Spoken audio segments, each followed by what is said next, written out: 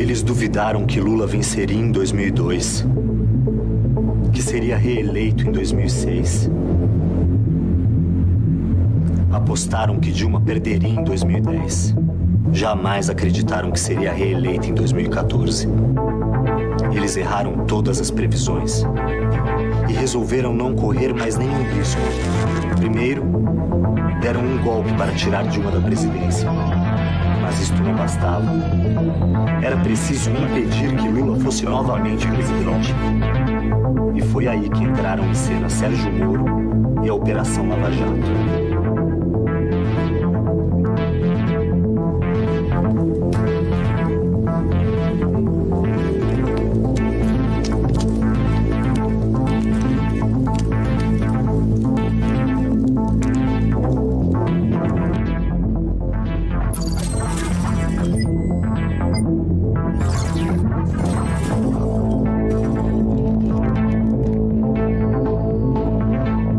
Num julgamento padrão, um lado investiga e, se existir um crime, acusa. Aí o outro lado defende.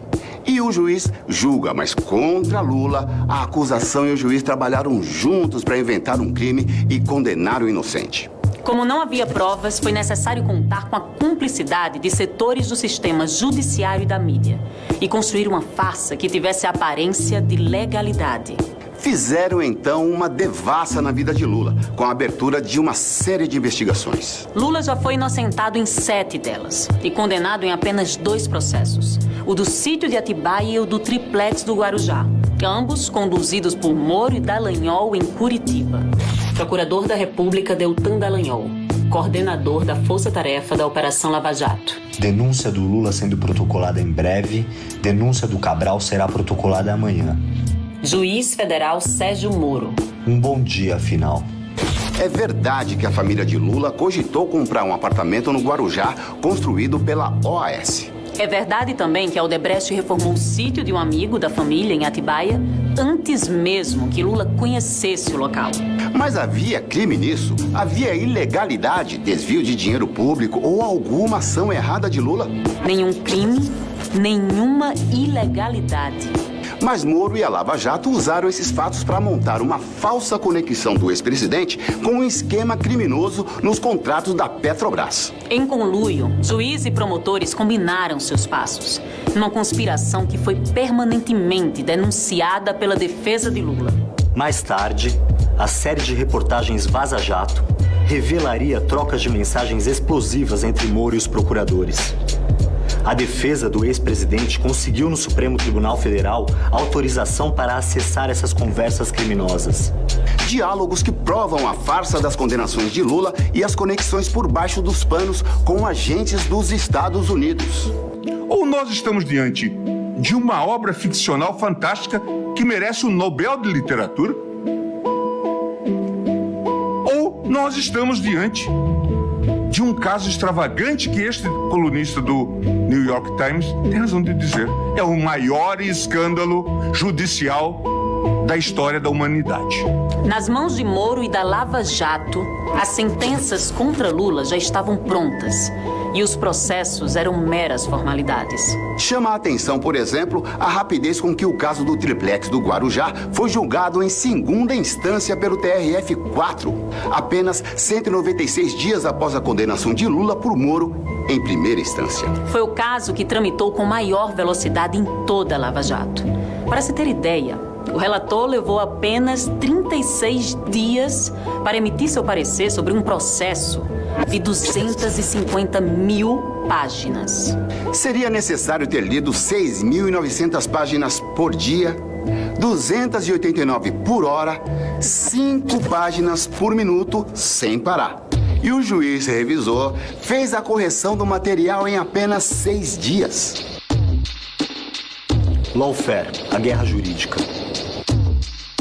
Já nos seus primeiros movimentos, sempre com muito espetáculo, poucas provas e desapreço pelo processo judicial, a Lava Jato foi considerada um dos mais graves casos de lawfare já vistos. Neste tipo de guerra, ataca-se o inimigo por meio da justiça, com um grande número de acusações para inviabilizar a defesa jurídica, Em paralelo, manipula-se a opinião pública a partir da imprensa para construir a sensação de culpa do acusado, gerando pressão social para condená-lo, mesmo que não haja provas. Desconstrução pela imprensa. A chamada grande imprensa comprou, sem ressalvas, as pautas vindas de Curitiba e se tornou porta-voz de Sérgio Moro e sua turma. Nas trocas de mensagens, é possível ver como a Lava Jato construía as suas ações preocupada com a repercussão que teriam no noticiário. Dallagnol. Caros, esqueci de contar algo importante. Na correria passou, mas tem que ficar restrito. Almocei na quarta com João Roberto Marinho. É ele quem, segundo muitos, manda de fato na Globo. Responsável pela área editorial do grupo, a pessoa que mais manda na área de comunicação no país. Quem marcou foi Joaquim Falcão. Para evitar repercussão negativa, foi na casa do Falcão. Falei do grupo, do trabalho e das medidas. Falei da guerra de comunicação que há no caso. Ele ouviu atentamente e deu seu apoio às 10 medidas. Vai abrir espaço de publicidade na Globo gratuitamente.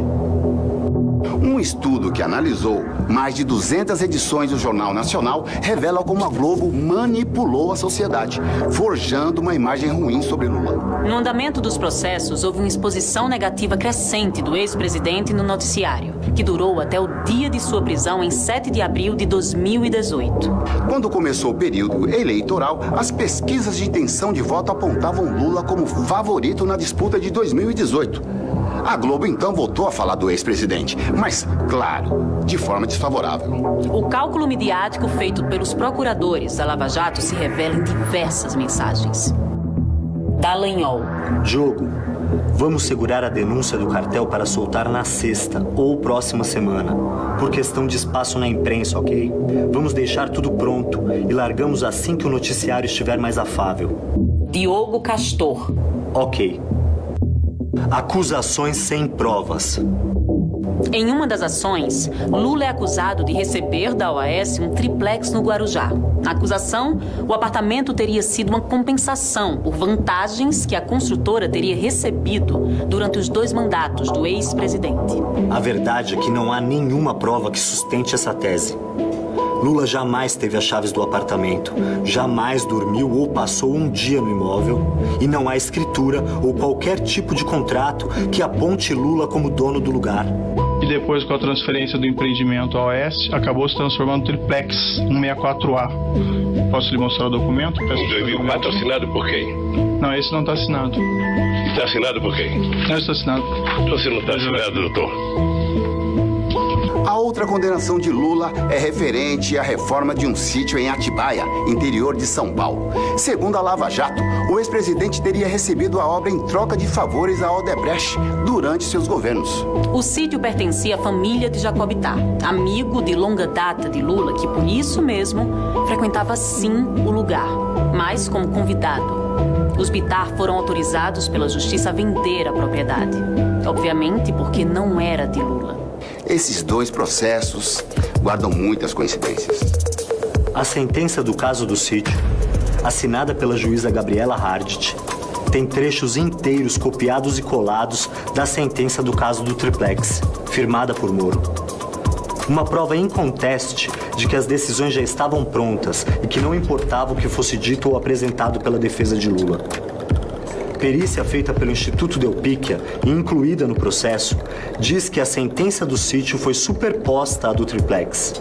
As evidências são as múltiplas coincidências no uso de formas gramaticais incomuns, além do fato de que a juíza chegou a tratar José Aldemário e Léo Pinheiro como 2 pessoas diferentes, quando Léo é o apelido de José Aldemário. O mais grave foi que Gabriela Hardt escreveu no final da sentença que, da multa aplicada a Lula, deverão ser descontados os valores confiscados relativamente ao apartamento. Não, você não entendeu mal. A juíza usa o termo apartamento na sentença sobre o sítio. Ao substituir Moro à frente dos processos da Lava Jato de Curitiba, Hardt manteve a mesma relação clandestina com o Ministério Público que vinha sendo praticada pelo ex-juiz. Dallagnol. Gente, importante. 1. Gabriela não sabe o que é prioridade. Há 500 processos com despacho pendentes e não sabe o que olhar. Combinei de criarmos uma planilha Google e colocarmos o que é prioridade pra gente. Quem quiser que suas decisões saiam logo, favor criar e indicar os autos. Prioridade 1, 2 ou 3 e sumário ao lado. E me passar o link para eu passar para ela. Sim, o Ministério Público indicava para a juíza o que ela deveria ou não julgar, com base, é claro, nos interesses da acusação. Mais um jogo combinado, mais um juiz que tem lado. Também por isso, a anulação das condenações feitas por Moro deve incluir as sentenças da juíza Hardit. Outro assunto sobre o qual Dallagnol passou a tratar diretamente com a juíza Hart foi a colaboração ilegal dos Estados Unidos com a Lava Jato. Dallagnol. Gabriela não sabe as informações sigilosas. Hoje ela pediu para informarmos em off coisas como a existência de um potencial colaborador nos Estados Unidos, caso Trading, e que o MPF concordaria com o desmembramento do processo. A defesa de Lula e as reportagens da Vaza Jato mostraram que os procuradores receberam ajuda e facilitaram o acesso de agentes do Departamento de Justiça dos Estados Unidos. Tudo sem registro oficial, passando por cima de tratados entre os dois países. Assim, é difícil imaginar uma relação de cooperação melhor na história recente do que a que temos entre o Departamento de Justiça dos Estados Unidos e o Brasil. Dado o relacionamento íntimo entre o Departamento de Justiça e os promotores brasileiros, não dependemos apenas de procedimentos oficiais, como tratados de assistência jurídica mútua. O processo contra a Petrobras em solo norte-americano resultou num acordo para encerrar o caso que custou 4,5 bilhões de reais à estatal brasileira. O combinado previa ainda que uma parte desse dinheiro, 1 bilhão e 250 milhões de reais, iria para uma fundação controlada, sabe por quem? Bingo! Pelos procuradores da Lava Jato. Delação armada de Léo Pinheiro. Outra coincidência. Nos casos do sítio e do triplex, as acusações contra Lula são baseadas em depoimentos de testemunhas que tinham muito interesse em dizer aquilo que o Ministério Público queria ouvir. Em troca de suas revelações, recebiam benefícios como a redução de pena e o direito à prisão domiciliar.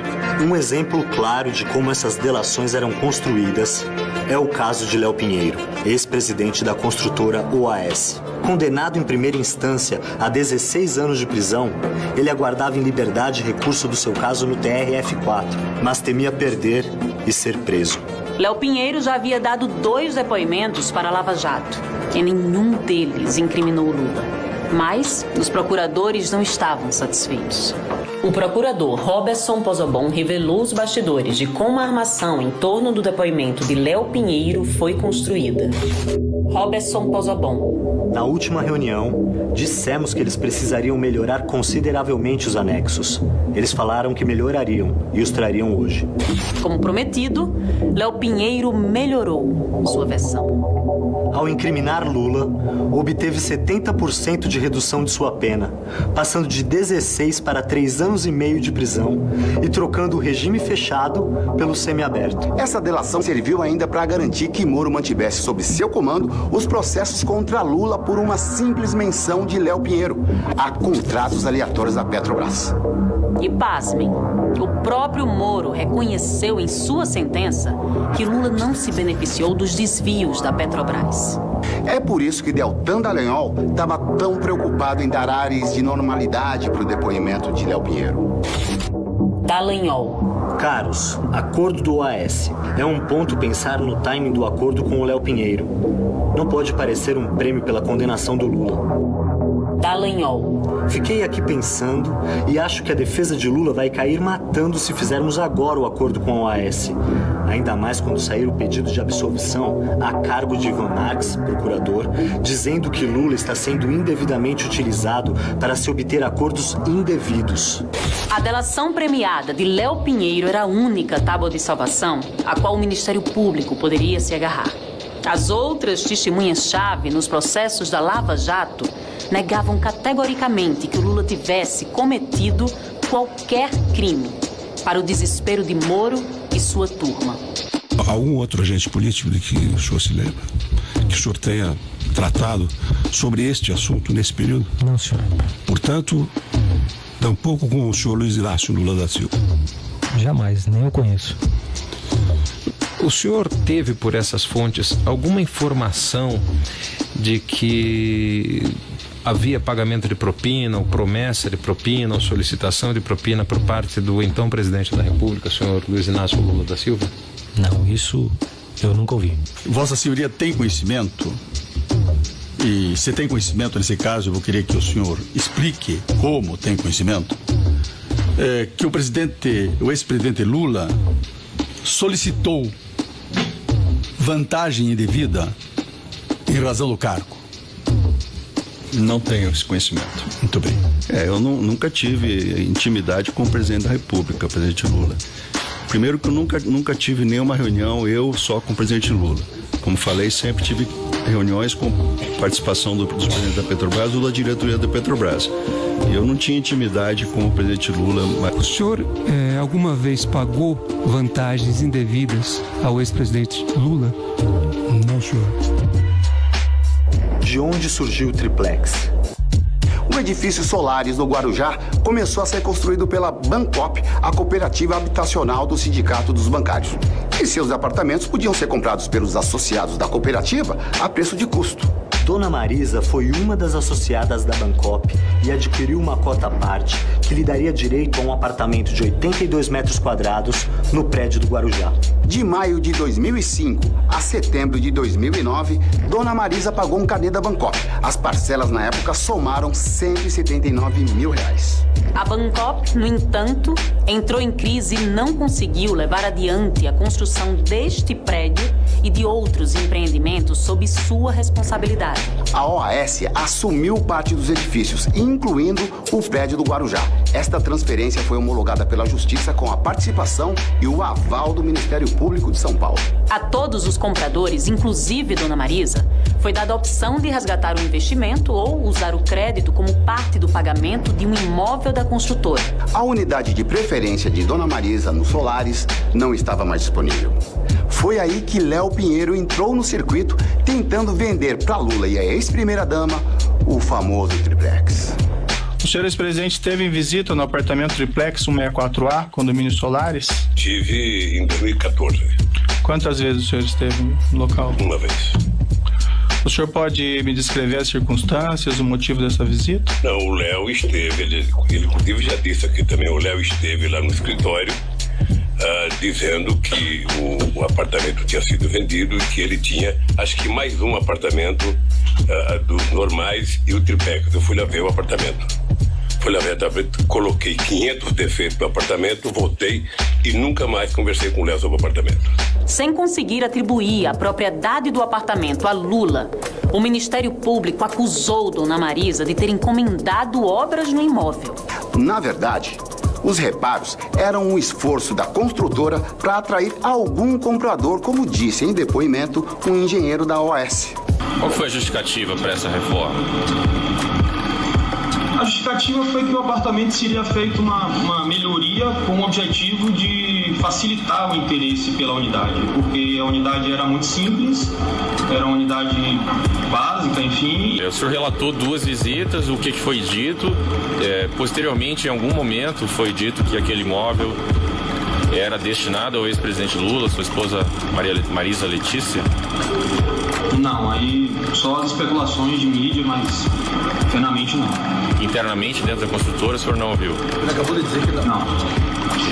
A Lava Jato diz que a OAS presenteou Lula em 2010 com o triplex do Guarujá. Mas como o apartamento nunca foi de Lula, jamais os procuradores conseguiram provas. Um ano antes, a construtora entrou em recuperação judicial. Na lista da massa falida estavam o triplex e outras 3 unidades do edifício Solares que não foram vendidas. O apartamento também era garantia de uma operação financeira da OAS. Ou seja, para dar o apartamento para Lula ou a qualquer outra pessoa, a construtora precisaria pagar o valor do imóvel ao banco, para então retirá-lo da operação financeira. Moro, na realidade, confiscou o apartamento da massa falida da OAS e mandou desfazer o contrato de garantia. A defesa do ex-presidente entregou a Moro todas as comprovações de que o apartamento teve seus direitos ligados à Caixa, mas que nunca foi de Lula. Em mais um episódio de parcialidade, Moro rejeitou as provas e seguiu firme em seu objetivo de condenar Lula e tirá-lo das eleições de 2018. Em sua sentença, Moro afirma que Lula praticou atos indeterminados a favor da construtora. Ou seja, nem Moro nem o Ministério Público souberam dizer o que Lula teria feito para beneficiar a OAS. Em 2019, a Justiça reconheceu que a família de Lula tinha pago as prestações, não recebeu nenhum apartamento e determinou a devolução do investimento. A farsa do sítio de Atibaia. A máquina de fabricar crimes não parou por aí. No caso do sítio de Atibaia, a condenação injusta de Lula também foi fruto do malabarismo de Moro e da Lava Jato.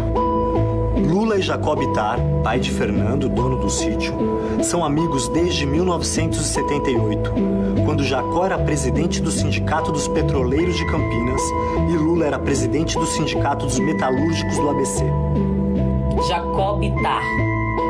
Nos tornamos grandes amigos e nossas famílias convivem intensamente desde então. Frequentei muito a casa do Lula com a Tereza e com os meus filhos, assim como ele, a Marisa e os filhos frequentaram a minha casa, tendo o Fábio chegado a morar comigo algum tempo em Sousas. Tenho os filhos do Lula como se fossem meus próprios filhos, e sei que ele tem o mesmo sentimento e relação com meus filhos. Em 2009, Jacob Ittar foi diagnosticado com mal de Parkinson. Ficou deprimido e quase não saía de casa. Lula estendeu a mão para o velho amigo. Jacob Ittar. O Lula e a Marisa insistiram para que eu fosse passar alguns períodos com eles no Palácio do Planalto e na Granja do Torto. Cheguei a ficar alguns meses por lá e a Marisa foi muito dedicada em me ajudar. Ela cuidou da minha medicação pessoalmente e sempre tentou me animar. Jogávamos baralho e, após algum tempo, caminhávamos juntos. Por causa do quadro de depressão que tive e do mal de Parkinson, passei a não querer ficar muito tempo sozinho. Os Bittar decidiram, então, comprar um sítio para reunir a família e amigos próximos. O sítio de Atibaia foi comprado em 2010 com dinheiro que Jacó recebeu de uma indenização. As famílias de Lula e Bittar passaram juntas o Réveillon de 2010 para 2011 no Forte dos Andradas, litoral de São Paulo. De lá, todos seguiram para o sítio. A partir daí, as duas famílias começaram a se reunir com bastante frequência na propriedade de Bittar. Lula, já ex-presidente, era convidado de honra. Senhor ex-presidente, o senhor tomou conhecimento que o Brunline efetuou as obras no sítio, no Atibaia? Não. Não tomou em hora, em nenhum momento? Não. Mas com relação à reforma da Odebrecht, que segundo eles foi 700 mil, o senhor não sabe dizer nada? Eu não sei porque eu nunca discuti e ninguém tinha obrigação de discutir comigo, nem sítio, nem obra. E que quando eu conheci o sítio, já foi no dia 15 de janeiro de 2011, sabe, que não tinha mais obra para fazer. A Lava Jato nasceu em 2014 com a promessa de ser a maior operação de combate à corrupção e lavagem de dinheiro do Brasil. No estalar de dedos, juízes e promotores passaram a ser tratados como heróis nacionais. Mas a euforia baseada numa farsa não duraria para sempre. Em 2019, o escândalo da Vaza Jato escancarou aquilo que já se sabia. Moro e a turma de Curitiba tinham mais vocação para vilão do que para herói. Em mensagens trocadas pelo celular, eles conspiravam e atropelavam qualquer regra jurídica para alcançar o maior de seus objetivos: prender Lula. E quando esse dia chegou, eles vibraram. Dallagnol. Meu caneco, não dá nem para acreditar. Melhor esperar acontecer. A Lava Jato cumpria então a sua principal missão. Em 7 de abril de 2018, tinha início a mais longa prisão política de Lula. A verdade sobre suas condenações só viria à tona com Bolsonaro já eleito e Moro ministro. E o barco da Lava Jato começou a afundar. Em fevereiro de 2021, foi anunciado oficialmente o fim melancólico da operação. Mas os efeitos devastadores dos crimes cometidos por Moro e seus comparsas permanecem. Eu sou refém da maior mentira contada nesse país. E graças a Deus estamos conseguindo provar exatamente o contrário. Quem é ladrão é quem estava me acusando de ladrão. Quem fez uma quadrilha foram as pessoas que disseram que eu era chefe de uma quadrilha. Lula ficou preso 580 dias. Tudo que Lula sempre pediu foi o direito de ter um julgamento justo, isento e imparcial. Mas Moro encarava Lula como um inimigo a ser abatido. Infelizmente, não estava sozinho. Outros setores do sistema de justiça, incluindo alguns ministros das cortes superiores, foram seus cúmplices. Em 8 de março de 2021, com atraso de 5 anos, o STF anulou os processos contra Lula em Curitiba e reconheceu que Moro não tinha competência para julgar o ex-presidente. Com a decisão, Lula recuperou seus direitos políticos. Mas isso não é suficiente.